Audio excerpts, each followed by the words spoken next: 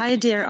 Can you hear what I'm saying? Because I'm using the earbuds today. Okay, the sound is great. Okay, well, welcome. It's just like I wanted to say welcome, everyone. Welcome to you. Yes. Welcome to you. Yes, I'm so glad to see you again. It's so wonderful that you're running the shows, and I have the opportunity to see you a couple of times. I want just to say hello to you. I don't have a lot of time today, and I think I'm inviting all of you to my show on Friday, and I would like to tell you that I will be running it from the special place from Buddha Castle, and that will be so beautiful, very like it will be beautifully lit at night. So we're going to have a special night. We're going not just to talk about war and the things that are happening currently in Ukraine, but I would like to tell you about the connections which Hungary has with Ukraine, so the country where I'm staying now, with like my native country. So just to tell you some stories and facts about the connections of the people, how they're built, and the historical facts, and you will see beautiful, beautiful castle. So I'm inviting you all. And Paulie was talking about this, like how the families are separated. Yes, so that is the awful thing when on the borders. Yes, they are. The husbands usually drive their wives and kids to the border, and then they are not allowed to cross it. And then they the kids usually asking where they will, and mothers try to console them somehow. So this is what really I saw. I don't know if I told you about this. I don't remember if I have mentioned this fact during my last tour. But this is the reality of what is happening now in the Ukrainian borders, because usually like women, they want to save their kids, and the families, they are the majority of them people and who are leaving the country. The majority of refugees are women with kids. And yes, the men, they are stay inside the country to fight.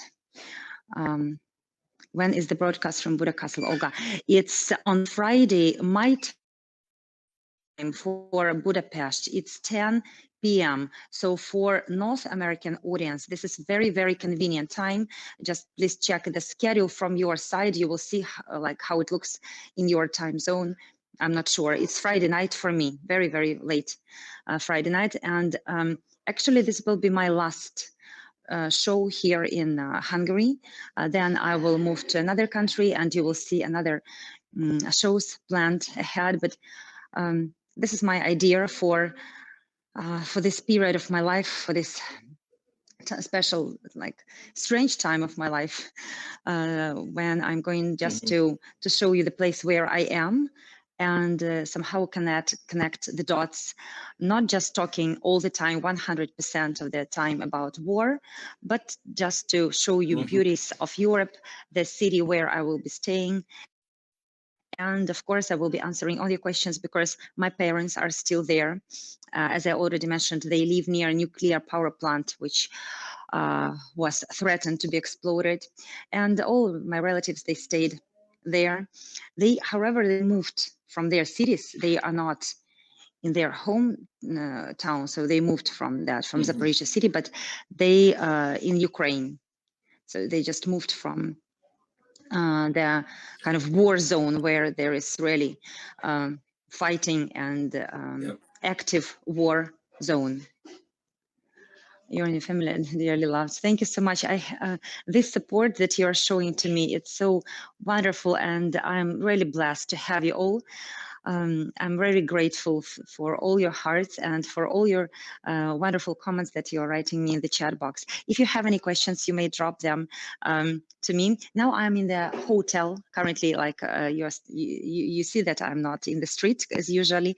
Behind me here is some books. So this is the hotel where I'm staying. About the question, yes, about insulin. So my mom, yes, she has this diabetes, and she made some kind of portion of the storage a little bit extra. So she was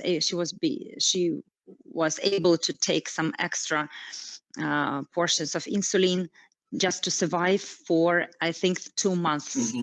And then this is the major problem of the people who are dependent on such medicine, like hormones, like insulin and other things. About also, I have a friend and her son has got asthma. And that's also a problem because they need to make this kind of inhalations with the medicine. Yeah.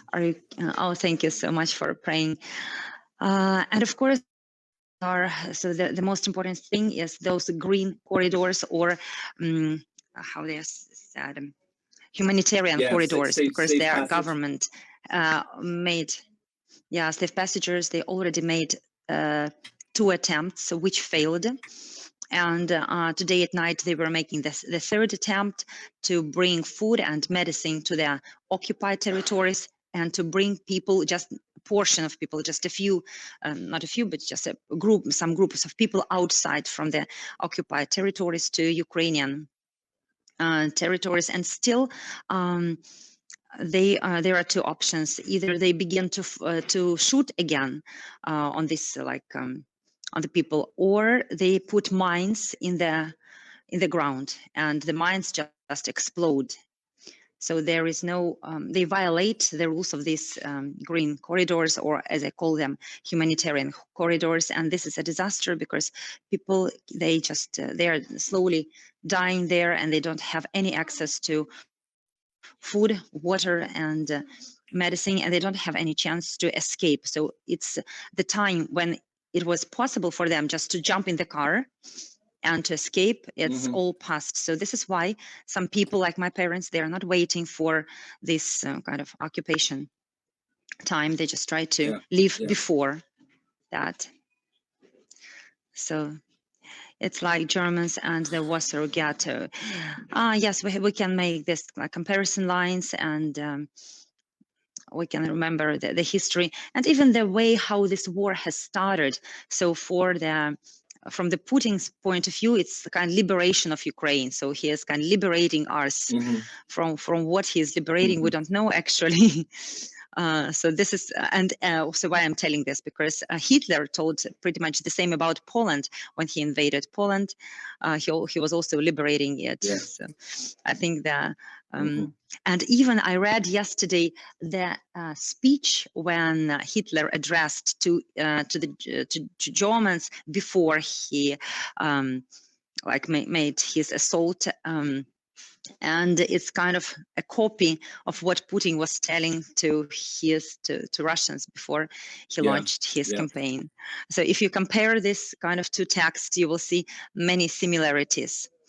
Are your family able to use the apartment of your? Yes, exactly. My parents went to the place where I used to be. Yes, that is correct. The original fake news, plus a war on the language. So this is how I'm living. So we don't know, every day I don't know what will be, what life has got for me on my next day. So I am just connecting to you and telling you what I have. Well, listen, thank you, everyone. We're here thank for you as much as possible. You know, you know, I think one thing that you said before was, you know, thoughts and prayers are great, but we have to be practical, and we have to do practical things to help the people of Ukraine. So we need to donate, we need to spread the word, we need to you know, boycott as many companies as we can that are still doing business in Russia, you know, and do everything that we can, and then, you know, as much as possible, like for people in you know, in the States and stuff, like call your Congress people, call your senators, and just ask them what they're doing with regards to increasing sanctions against Russia. You know, as much as you can, like, you know, Olga and everybody else needs your help. So Olga, listen, thank you so much. I know you have thank you, and thank you, everyone. So much for joining. Guys, thank you for tipping. I saw people were tipping. Thank you so much for supporting of the show. This is also vital, because I know that BeamZ is supporting all the funds, and all, like, they transform the resources to the good sources. So thank you, everyone who is supporting BeamZ, and and this Stop Putin show. Thank you for your prayers. Yes, thank you. You're a wonderful community, and I just hope that all together we are creating this not vibes, but the whole atmosphere, the whole kind of place, psychological place where this war could be kind of Ukraine could win. Because it's not just we're fighting on the ground, but the psychological state like over Ukraine, like people, if all the world believes that we win, I hope this will just come true because of this power of our thinking, power of our thoughts, and this collective warm emotions. Are the museums safe? This is problematic. Some of them were destroyed in Kharkiv city, and in those, there are 3 cities which are not cities anymore. They are kind of a heap of rubbles, like absolutely ruined. And in those cities, not all the museums survives, like Kharkiv and Mariupol and Sumy. So this is how. We even don't know what survived, what like haven't survived, because it's dangerous even to like walk between the buildings and to check. So everyone is hiding. So how it's going on? People are sitting quietly in their houses, in their apartments, in the basements, just waiting for the Ukrainian army to kick out Russians from those territories which are still occupied. And it's impossible to check what is safe, what is not safe. Okay, thank you so much. So many people are writing Slava Ukraine, which means glory to Ukraine. Yeah. Yes, glory to heroes. We usually reply glory to heroes. Thank you, everyone, and guys, see you thank on you so much for joining. Friday. Thanks, Olga. Listen, talk soon. Take care. Stay safe.